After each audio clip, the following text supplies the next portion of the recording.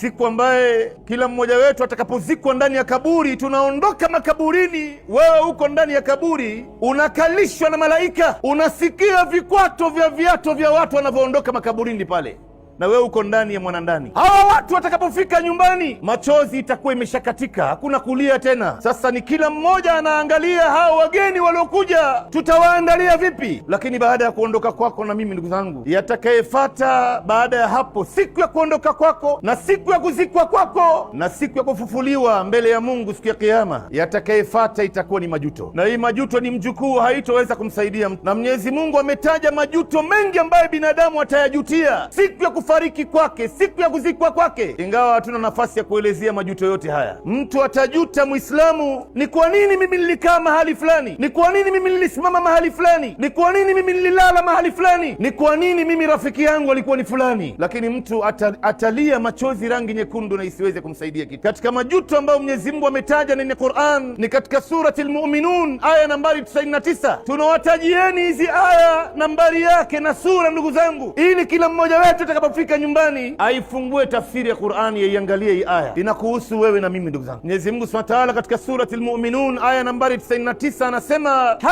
hatta idha jaa ahadahumul maut qala rabbi irji'un la'alli a'malu salihan fima tarak, mpaka siku ambaye mmoja wenu atakapofikiliwa na mauti atamwambia Mwenyezi Mungu Subhanahu wa Ta'ala, ya Allah, na kuomba uniregeshe kidogo, na kuomba unipe nafasi kidogo tu. Ukafanya nini huko? La'alli a'malu salihan fima tarak, wenda nikafanya mema ambaye niliyaacha nyuma sikuyafanya mimi. Na kuomba Mwenyezi Mungu unipe muda mdogo niende nikaswali salati alfajiri kwa jamaa msikitini. Ya Allah, na kuomba unipe nafasi ndogo nikaisome Qur'an, nilikuwa nimeigura. Ya Allah, na kuomba unipe nafasi nikafanya ibada ya haji, nilikuwa na uwezo wa mali na afya na sikuweza kwenda kufanya ibada hii. Mwenyezi Mungu Subhanahu wa Ta'ala pale pale atamwambia binadamu, kalla, hili ni jambo ambalo haiwezekani. Wewe ni mazungumzo tu unazungumza wewe, haiwezekani hilo jambo. Miongoni mwa majuto ambaye binadamu atayajutia, ndugu zangu, ni katika surati Al-Munafiqun aya nambari 10. Mwenyezi Mungu anasema, wa anfiqu mimma razaqnakum min qabli an ya'tiya ahadakum al-maut fayaqula rabbi laula akhartani ila ajalin qaribin fa asaddaqa wa akun min as-salihin. Mwenyezi Mungu Subhanahu wa Ta'ala anatuhimiza hapa tutoe sadaka, ndugu zangu, tutoe zaka, tuwasaidie watu,